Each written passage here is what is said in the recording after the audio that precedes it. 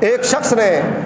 حضور علیہ الصلوۃ والسلام کی بارگاہ میں حاضر ہو کر کلمہ پڑھا اور عرض کی یا رسول اللہ میرا قبیلہ 3000 افراد پر مشتمل ہے، لیکن ان کے اندر سب سے کمزور ترین، سب سے غریب ترین آدمی میں ہوں۔ تو حضرت سعد بن عبادہ رضی اللہ تعالیٰ عنہ بیٹھے تھے، انہوں نے فرمایا کہ یہ میرا اونٹ یہ باہر ہی باندھا ہوا ہے، یہ میرا اونٹ جو ہے نا یہ سواری کے لیے تم لے لو۔ حضرت مولا علی رضی اللہ تعالیٰ عنہ وہ ان کے پاس جیب کے اندر کچھ نہیں تھا تو اپنی دستار اتار کر ان کو پیش کر دی، فرمایا کہ اور تو کچھ نہیں ہے، یہ میرا امامہ ہی تو لے جا۔ آج ہمارے پاس لاکھوں روپے کروڑوں روپے کی جائیدادیں موجود ہیں، لیکن جب اللہ کے راستے میں اللہ کے دین کے لیے دینے کی باری ہے تو ہماری جیب سے بمشکل جو ہے نا وہ 50 100 وہ بھی دیکھ کر کہیں 500 والا نوٹ تو بیچ میں نہیں جا رہا۔ تو حضرت مولا علی کی جیب کے اندر کچھ نہیں تھا تو اپنی دستار اتار کر دے دی، فرمایا کہ اور کچھ نہیں ہے، یہی کچھ ہے۔ تو حضور نے فرمایا کہ اور کسی چیز کی ضرورت ہے؟ تو کہنے لگے کہ کھانے پینے کے لیے کچھ نہیں ہے۔ تو حضرت سلمان فارسی رضی اللہ تعالیٰ عنہ کو حضور نے فرمایا کہ باہر جاؤ، اس صحابی کے لیے کچھ کھانے پینے کا انتظام کر کے لاؤ۔ تو حضرت سلمان فارسی رضی اللہ تعالیٰ عنہ فرماتے ہیں کہ جب میں مسجد سے باہر نکلا تو میری پہلی نظر حضرت خاتون نے جنت کے دروازے پر پڑی، تو میں نے آپ کا دروازہ جا کر کھٹکھٹایا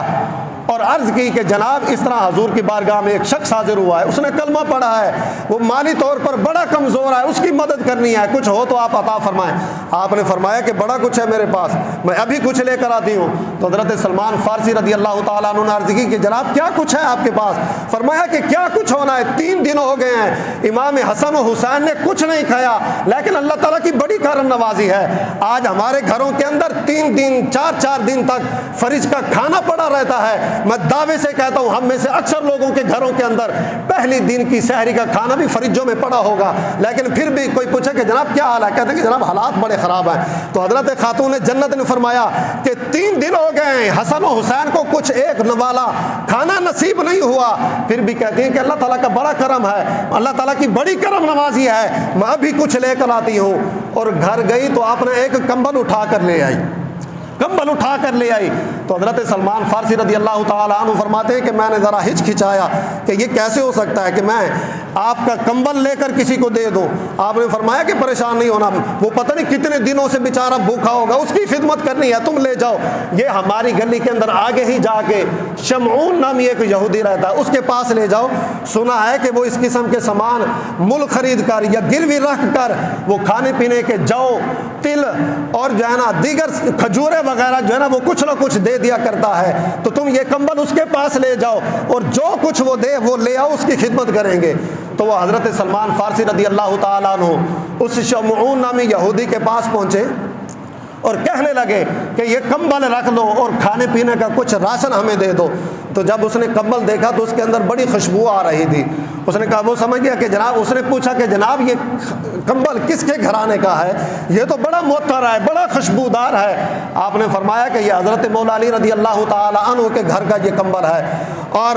فرمایا کہ وہ مہمان ایک آ گیا تھا، وہ بھوکا پیاسا تھا، اس کو کچھ کھانے پینے کو دینا تھا تو اور کچھ نہیں تھا، تو آپ کے گھر والوں نے یہی کمبل دے دیا۔ انہوں نے کہا کہ یہ کمبل دے آؤ، کچھ کھانے پینے کا راشن لے آؤ۔ تو آپ نے فرمایا کہ میں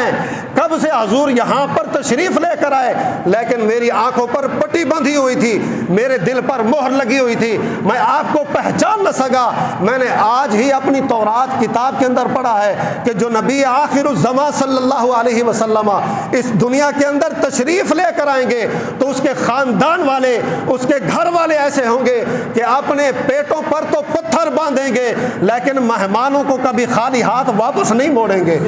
تو آج یہ کمبل بھی واپس لے جا، یہ جو بھی لے جا، یہ آٹا بھی لے جا، یہ کھجور بھی لے جا، یہ سارا کچھ لے جا، اور مجھے پتا ہے کہ وہ خاتون جنت قبول نہیں کریں گی، لیکن میری طرف سے عرض کرنا کہ آج یہ سارا اپنا کمبل بھی قبول فرما لے، میری طرف سے یہ لنگر بھی قبول فرما لے۔ ان کے اس کمبل کی برکت سے اللہ رب العالمین نے میری آنکھیں کھول دی ہیں، میرے دل کی مہر کو توڑ دیا ہے۔ اس کمبل کی آمد سے برکت سے میں بھی ان کے ابا جان کا کلمہ پڑھ کر ان کی غلامی میں آنے کو تیار ہو گیا ہوں۔